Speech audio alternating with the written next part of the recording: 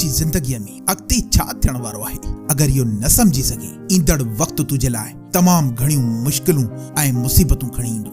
आसान ज़िंदगी गुज़ारण जे लाइ वक्त जी नज़ाकत खे तोखे समझणो पवंदो। तोखे कीअं ख़बर पए त जेको ईंदड़ वक्त आहे उन में तोसां छा छा थियण वारो आहे। कहिड़ियुनि कहिड़ियुनि मुश्किलात खे तोखे मुंहुं ॾियणो पवंदो ऐं कहिड़ियूं कहिड़ियूं कामयाबियूं तोखे मिलण वारियूं आहिनि। दोस्तो, अगर हीअ वीडियो पसंद अचे त हिकु लाइक ज़रूर कजो, चैनल खे सब्सक्राइब कजो, छो असां तव्हांजी ज़िंदगी बदलाइण लाइ हिकु नओं अज़म खयो आहे। इंशाअल्लाह तव्हांजी ज़िंदगी ही चैनल ज़रूर तब्दील कंदो।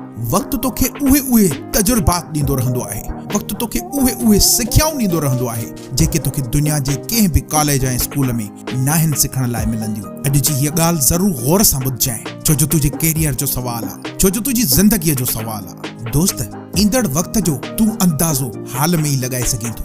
उहो कीअं, मां तोखे अॼु ॿुधाईंदुसि। मगर तोखे पाण खे कूड़ियूं तसलियूं नाहिन ॾियणियूं। छा थींदो, जेको थींदो ॾिठो वेंदो। वक्त जे नज़ाकत खे समझी इहो डिसीजन वठणो पवंदी त जेको बुरो टाइम अचण वारो आहे उन जी तूं ख़ूबसूरत शक्ल कीअं अख्तियार करे सघीं थो। अचण वारो वक्त सही समझाईंदुई ईंदड़ वक्त खे सही समझण जे लाइ। अॼु जूं इहे ॻाल्हियूं गौर सां ॿुध। जेकी बि माण्हू मुश्किलात जो वेट कंदा आहिनि, मुश्किलात बि उन्हनि जो ई दर खड़काईंदियूं आहिनि। इंसान जीअं सोचींदो आहे, जदीद साइंसी तहक़ीक़ जे मुताबिक़ उन जे फ्यूचर में उहो ई थींदो आहे। पंहिंजे दिमाग़ में अगर मुश्किलुनि खे जॻह ॾींदे त मुश्किलूं पाण ई तुंहिंजे दिमाग़ में जॻह ठाहे वठंदियूं ऐं पोइ उहे कॾहिं बि तोखे अॻिते वधण न ॾींदियूं। इते ई अगर तूं कामयाबी ऐं ब्राइट फ्यूचर जे लाइ सोचींदे त हर वक्त कामयाबी जा हार्मोन्स तुंहिंजो दिमाग़ रिलीज कंदो रहंदो, जंहिंसां ईंदड़ वक्त में जेकी बि मुश्किलातूं आहिनि उन्हनि खे काफ़ी हद ताईं तूं कंट्रोल करे सघीं थो ऐं इन सां हिकु बहितरीन, शानदार ऐं पुरसुकून ज़िंदगी गुज़ारण में तुंहिंजी मदद थींदी। फ्यूचर खे कंट्रोल करण जे लाइ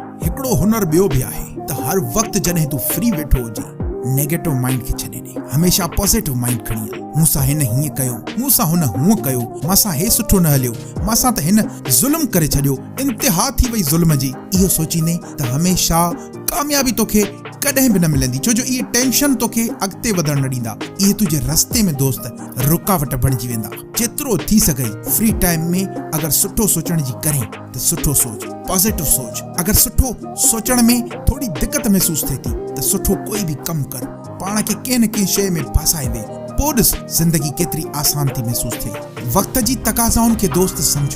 इन खां पोइ अगर तूं वक्त जी तकाज़ाउनि खे समझी वेठी त तुंहिंजी ज़िंदगी इंतिहाई आसान गुज़रंदी, इंतिहाई तुंहिंजी ज़िंदगी सवले नमूने सां गुज़रंदी। दोस्तो, मां आहियां सैयद अली वकार ऐं तव्हां ॾिसी रहिया आहियो सैयद अली वकार ऑफिशियल यूट्यूब चैनल। दोस्तो, अहिड़ियूं वीडियोस ॾिसण जे लाइ असांजे हिन चैनल खे सब्सक्राइब कयो। ही चैनल इंशाअल्लाह तव्हांजी ज़िंदगी ज़रूर बदलाईंदो। हिन जी पूरी टीम 24 घंटा सिर्फ़ तव्हांजी ज़िंदगी बदलाइण ते हिकु नओं अज़म खणी महिनत करे रही आहे। दोस्त, चैनल खे ज़रूर सब्सक्राइब कजांइ ऐं बेल आइकॉन खे बि प्रेस कजांइ। मुंहिंजूं तमाम नेक तमन्नाऊं ऐं दुआऊं तोसां गॾु आहिनि।